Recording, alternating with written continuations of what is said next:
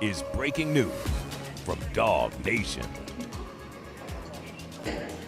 Good afternoon, DawgNation. I'm Brandon Adams. We are live here in New Orleans, downtown on Canal Street, just a couple of blocks away from where obviously the terrible tragedy unfolded. Horrific terrorist attack took place on Bourbon Street here last night, and we are coming to you now to give new information about when we know about when Georgia and Notre Dame will perhaps play in this Sugar Bowl. We are comfortable saying, published reports out there, our own sources seeming to confirm, that in a matter of moments we will get the official announcement that this game is postponed. Postponed, we believe, until tomorrow. And as we're speaking to you here, there is a press conference ongoing involving the city officials, chief of police, New Orleans mayor, perhaps even more of the FBI investigators. And in the midst of that, we're hoping to get more details about when the game tomorrow is going to be played. Obviously, the most important thing here is, as I mentioned, the just incredibly tragic circumstances and the horrific nature of the terrorist attack, and yet there's also the football logistics part of this that's impacted by all of that. So this morning we did talk about kind of what we knew at the time about what had gone on late last night, early this morning. This video will mostly be about sort of what's coming next on all of that. Obviously there are a lot of Georgia fans here. Their travel will be impacted if the game is moved tomorrow. Many perhaps will not be able to stay. Many of you at home trying to decide of what your day might look like if you're going to be able to watch this tomorrow. There's been chatter. I guess the thing I would most closely compare this to is situations in the past when we've had games moved because of hurricanes and bad weather. Oftentimes they are moved to Sunday, and sometimes you see those games played earlier in the day on a Sunday as opposed to later at night, just simply because teams are ready to kind of get back to a normal schedule, and they don't want the next week to be shortened any more than it has to. And I can promise you that everybody involved with both Notre Dame and Georgia are certainly with very, very heartfelt thoughts and sympathy and sadness towards what has happened. But they've also got jobs to do. We understand that. They've got to be thinking about their football team. They've got to be thinking about how you try to win a game like this, and then what you do to be set up for success on the other side of that. So privately behind the scenes, with the thought here that perhaps this game just not able to be played today because of what's going on, kind of when you do play it, what happens then, and how do you keep from putting yourself at too much of a disadvantage with the winner of this game going on to play the winner of the game we saw last night, Penn State, Boise State. How do you keep from getting too much of a disadvantage there? Privately behind the scenes, it has to be a football conversation with both Georgia and Notre Dame, even though obviously publicly and deeply and sincerely as anyone has the capability of, the thoughts are with what's happening literally just right over here as this investigation continues. But it is understood that this game is likely to be postponed. That official announcement expected to come out in the next few minutes, and then listening to see, do we get that official game time? Is an earlier afternoon game, which obviously would not be to TV's benefit? Is a later in the evening game, which I think would probably suit the TV network a little bit better, but perhaps neither of these two teams liking the idea of having to wait that much longer for the chance to play this, all of that being decided right now, and we'll imagine be able to give you some information on that when it does become available.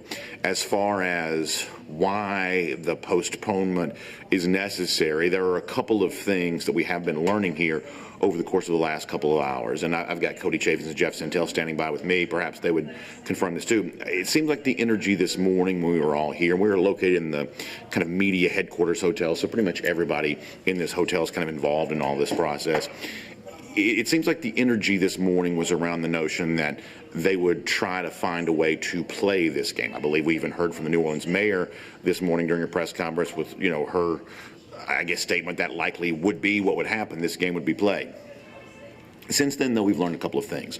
First of all, one of the people who was critically injured in this attack last night was a Georgia student. That obviously becomes a much I guess, heavier detail in all of this, that UGA has been personally impacted by this, because it has been reported that one of those injured, as I said before, was a Georgia student. We don't have much in the way of official details beyond that, but that is what's been reported. And also, and to be completely frank, this is kind of outside the boundaries of what we would normally talk about, it seems like both the tragedy of the impact is perhaps growing in scale, but also the scope of the attack seems to be kind of growing here too, that you've perhaps seen, and it has been officially reported in numerous places, that there was, an ISIS flag on the truck that was driven by the terrorist attacker last night, and there has been published reports of additional, what you call the IEDs, the explosive devices, that they've been sweeping and investigating that around the New Orleans area. So both the scale of the tragedy and the scope of the attack seem to be getting larger as the day goes on.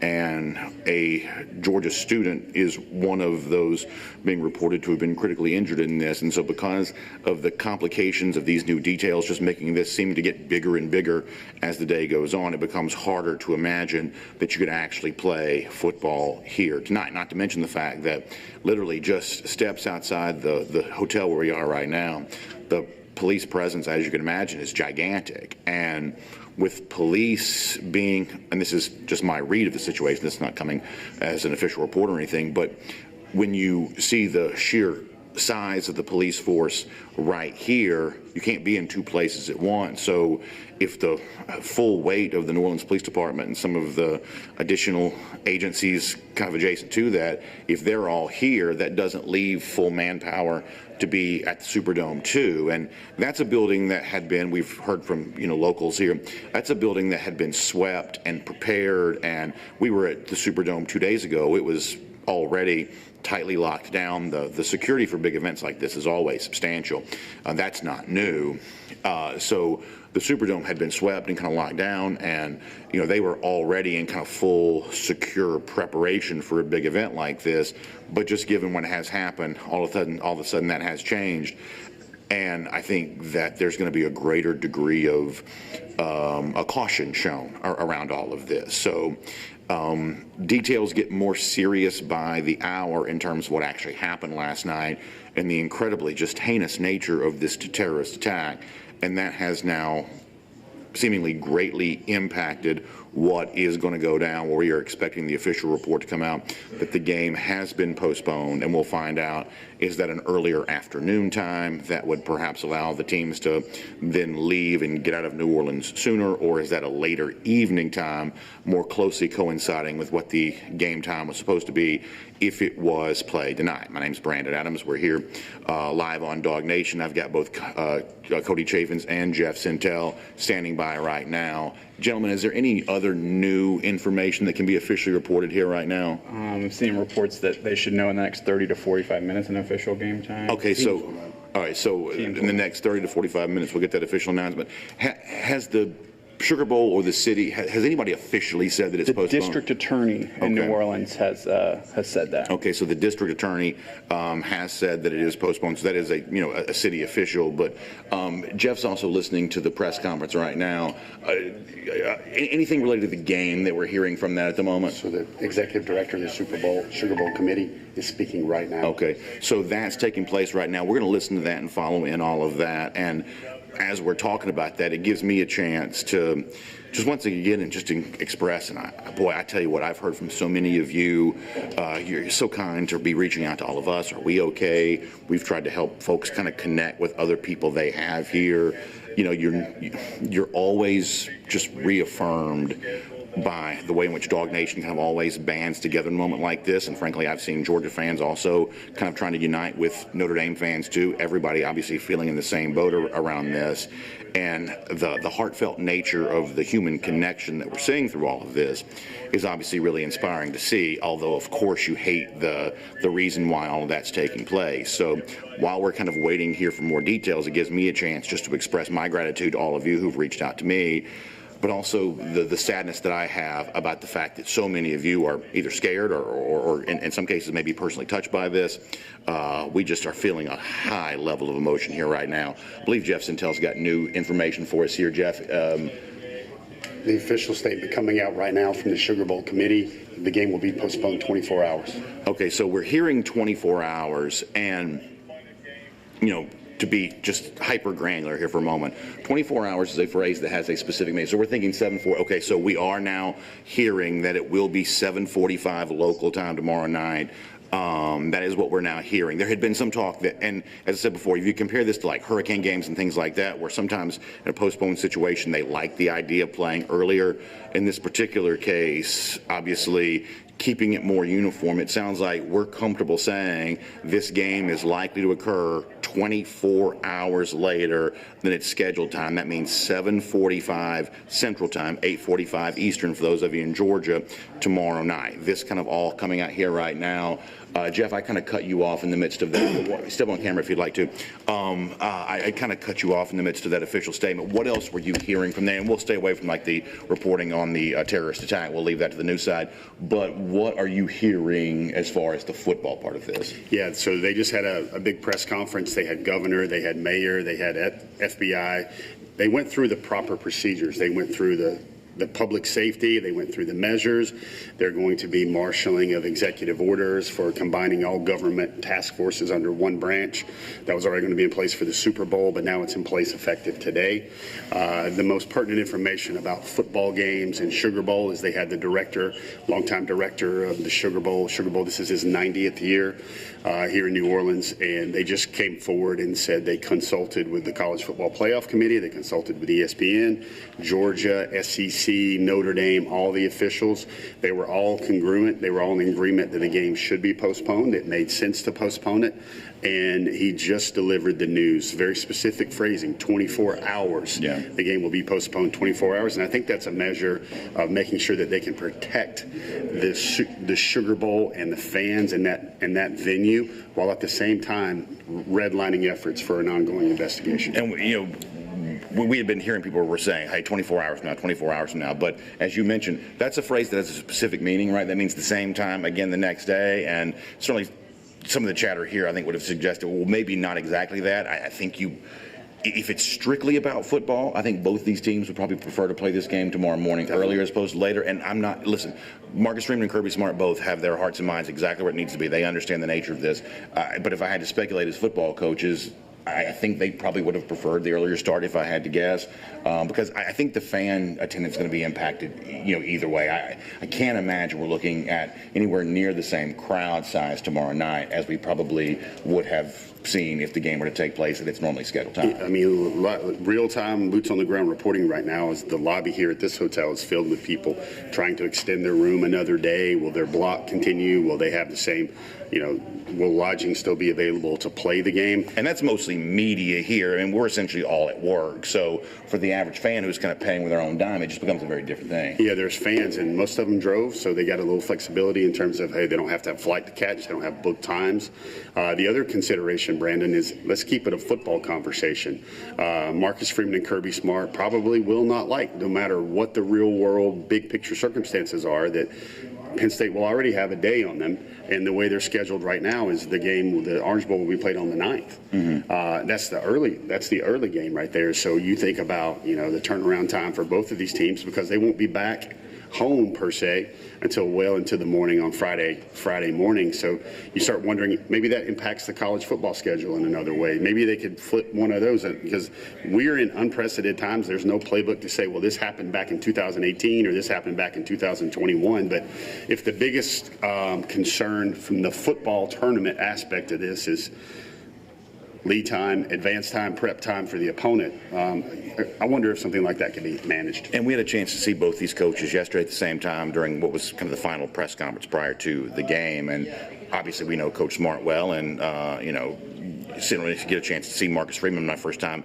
being in the same room with him. And the sense that I get from both those coaches is they understand the full magnitude of all of this. They've got a professional job they must do as the coach of their team. At the same time, they understand how the game fits into the culture here of New Orleans, how this now becomes really the biggest story in the world here today, and that while they must focus in on their task and making their team ready to play whenever the game occurs. Neither one of these guys is it going to be lost on them how all of this fits into a far larger narrative of, hey, our country was attacked last night. It may have been, where we were standing, but, everybody in America who depends on and counts on safety when they gather in public venues, this impacts all of us.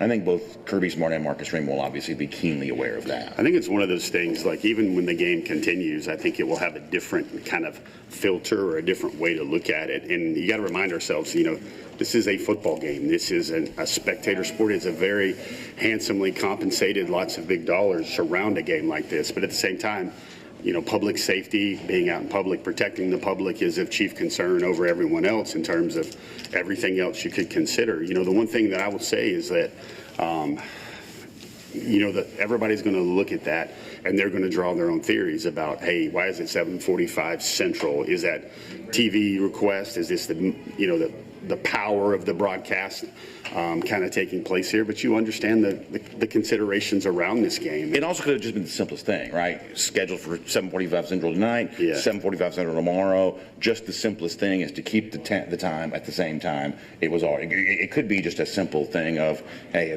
we're essentially already preparing for a game at this time. That's where we're going to keep it. Yeah, and there's a lot that goes into that, more than we even know or probably even privy to. And you start thinking about, the storylines going into this game. Can Notre Dame win a final big gold bowl game for the first time since '94? Can Gunnar Stockton handle the pressure? Because we try to make this a football conversation.